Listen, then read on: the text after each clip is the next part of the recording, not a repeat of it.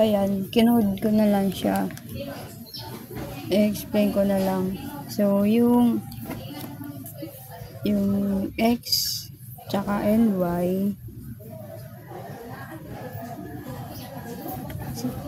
ibig sabihin, si X ay may halagang 5 at si Y naman may halagang 10.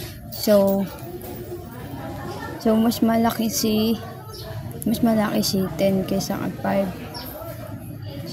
Sa unang linya is ang X greater than 3 is true and Y less than 15 and Y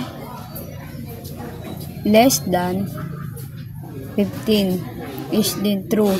Both are true. So, diba?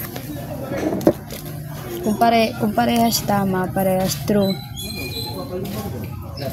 Sa pangalawang linya naman, X greater than 3 is true. True siya. Sunod, ang Y naman ay Y greater than 15. False. Mali ang pangalawang second condition. False second condition is false.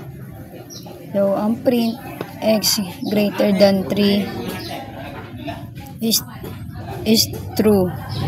So, 3 or Y greater than 15. So, sa una, yung X and greater than 3 is true. First condition is true. So, ang Y greater than 15, false.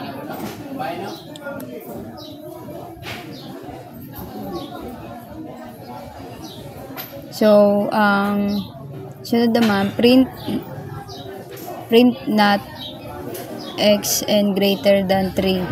False reverses true to false. So, ang not is true. Ang not is true. Tapos yung X greater than 3 is true. Pero ang hindi pala, ang not is false.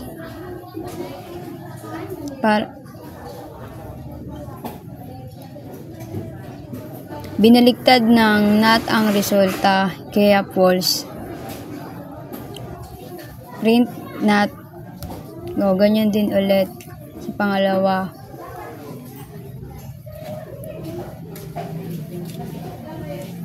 So, ang Y less than 15 is true.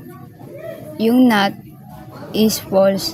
So, sabi, kaya muli, binaliktad ng not, kaya naging false ang not. Dapat true siya. Tapos yung true, false reverses true to false. Yun lang. Ito yung output, lumabas.